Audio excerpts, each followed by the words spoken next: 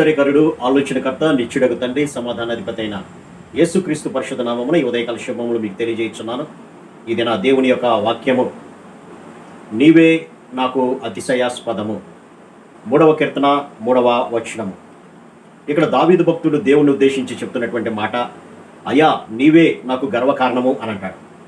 చాలామంది దేవుడు నాకు కలిగి ఉన్నాడని గర్వంగా ఉండరు, కానీ తమకున్నటువంటి ఆస్తిపాస్తులను బట్టి కానివ్వండి, తమకున్నటువంటి పేరు ప్రఖ్యాతులను బట్టి కానివ్వండి, తమకున్నటువంటి కుల బలాన్ని కానివ్వండి, తమకున్నటువంటి అధికారాన్ని బట్టి కానివ్వండి, తనకున్నటువంటి డిగ్రీలు చదువు నిమిత్తమై వారు అతిశయపడుతూ ఉంటారు.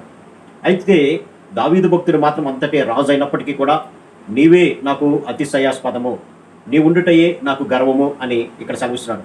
అంతేకాకుండా ఈ యొక్క 20వ కీర్తనలో కూడా మనం గమనిస్తే 7వ వచనంలో కొందరు రథములను బట్టి, కొందరు గుర్రములను బట్టి అతిశయపడుదురు అని అంటాడు. అవును, మాకున్నటువంటి ఆ గుర్రముల బలము, మాకున్నటువంటి ఆ రథముల బలాన్ని బట్టి మేము అతిశయిస్తూ ఉంటాము అని సెలవిస్తూ ఉన్నాడు పిల్లరా. అయితే మనమైతే మన దేవుడైన యెహోవా నామమును బట్టి అతిశయపడతాము అని అంటాడు. కాబట్టి మనకున్నటువంటి దాన్ని పట్టుకొని మనం అతిశయించకూడదు, కానీ మనకున్నటువంటి దాన్ని పట్టుకొని మనము గర్వించకూడదు, కానీ దేవునిని బట్టే మనం ఎల్లప్పుడూ కూడా అతిశయించాలి. నా దేవుడు సమర్థుడు, రక్షింప అని అతిశయించాలి పిల్లరా. నా దేవుడే నాకు సమస్తాన్ని దయచేయవాడు అని దేవుని నామాన్ని బట్టి మనం అతిశయపడాలి, కానీ మనకున్నటువంటి దానిని బట్టి అతిశయించకూడదు. అయితే ఇక్కడ చెప్తూ వారు కృంగి నేల మీద పడి ఉన్నారు అని అంటాడు. ఎవరు కృంగి నేల మీద పడి ఉన్నారంటే, ఎవరైతే తమ యొక్క రథములను బట్టి, తమ యొక్క గుర్రాలను బట్టి అతిశయిస్తూ ఉంటారో వారు కృంగి నేలను పడి ఉన్నారు, లేవలేనటువంటి స్థితి వారికి కనపడుతుంది. కానీ మనమైతే మన దేవుని బట్టి అతిశయపడుతున్నాం కాబట్టి మనము లేచి చక్కగా నిలుచున్నాము అని అంటాడు. కాబట్టి మనము దేనిని బట్టి అతిశయిస్తున్నామో ఆలోచన చేయాలి. అతిశయించువాడు దేవుని బట్టే అతిశయించాలని వాక్యం సెలవిస్తుంది. పిల్లరా, చాలామంది చాలా గర్విష్ఠతనంగా ప్రవర్తిస్తుంటారు. ఎందుకంటే వారికి ఉన్నటువంటి అధికారాన్ని బట్టి, కానీ వారికి ఉన్నటువంటి చదువును బట్టి అతిశయిస్తూ ఉంటారు. నాకు అధికారం ఉంది, నేను ఏదైనా చేయగలను అని అనుకుంటారు. కొంతమంది నా చదువు, నా జ్ఞానం వల్లే నేను ఎంత చక్కగా చేయగలుగుతాను అని సెలవిస్తున్నారు. అయితే ఇక్కడ చెప్తున్నటువంటి మాట, ఇర్మియా తన యొక్క గ్రంథంలో 9వ అధ్యాయము 23వ వచనంలో చెప్తున్నటువంటి మాట, జ్ఞాని తన జ్ఞానాన్ని బట్టి, శూరుడు తన శౌర్యాన్ని బట్టి అతిశయించకూడదు అని అంటాడు. జ్ఞాని నేను చాలా చదువు చదివాను, నాకున్నటువంటి చదువు ఎవరు చదవలేదు అని అతిశయించకూడదు. అలాగే శూరుడు తన యొక్క శౌర్యాన్ని బట్టి, నాకున్నటువంటి బలమే నన్ను రక్షిస్తుంది, నా బలమే నాకు విజయాన్ని అనుగ్రహిస్తుందని ఎవరు కూడా అతిశయపడటానికి వీల్లేదు. కానీ అంతేకాకుండా ఐశ్వర్యవంతుడు తన ఐశ్వర్యాన్ని బట్టి అతిశయించకూడదు అని అంటాడు. తనకున్నటువంటి ధనాన్ని బట్టి అతిశయించకూడదు, ఎందుకంటే ఆ ధనము ఎప్పుడు పోతుందో ఎవరికి తెలియదు పడదు. కానీ ఇక్కడ మాట్లాడుతూ అంటాడు, అతిశయించువాడు దేనిని బట్టి అతిశయించాలని అనగా, భూమి మీద కృప చూపుచు నీతి న్యాయములు జరిగించున్న యెహోవాను నేనే అని తెలుసుకొని నన్ను పరిశీలనగా చేసుకున్నట్టు బట్టియే అతిశయించాలి అని అంటాడు.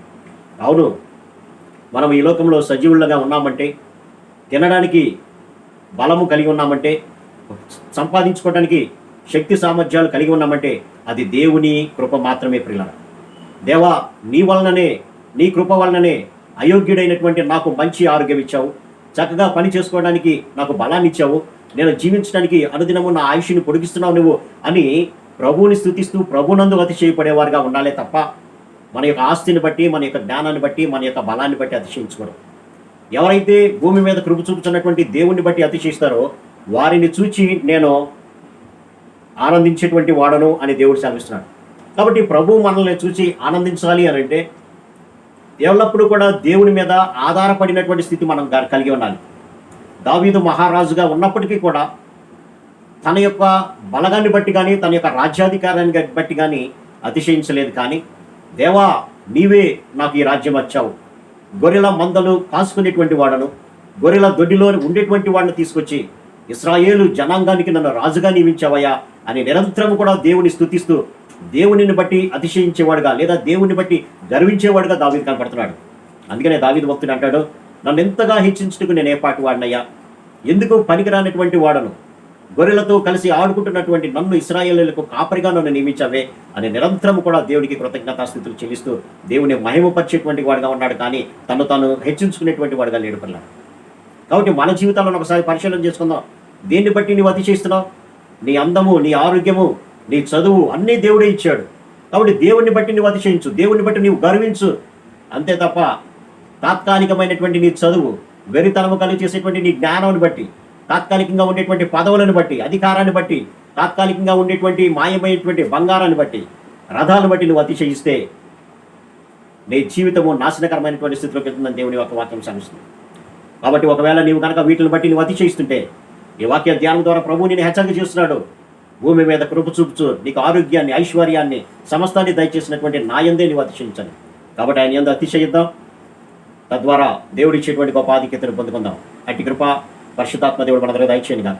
ఆమేన్. ప్రార్థన. సర్వశక్తుడా ప్రేమ గల మా తండ్రి, మా అతిశయాస్పదము నీవే అని దావీదు భక్తుడు పలికినట్లుగా మేము ఇహలోక సంబంధమైనటువంటి వాటిని బట్టి అతిశయించుకున్నానైనా మీ నామమును బట్టి, మిమ్మల్ని కలిగి ఉండటం బట్టి, మీ రక్షణను బట్టి, మీ కాపుదలను బట్టి, మీ నిత్యరాజ్యాన్ని బట్టి మేము అతిశయించే వారిగా ఉండేటట్టుగా సహాయం దయచేయమని యేసు నామమున అడిగి పెట్టుచున్నాం తండ్రి.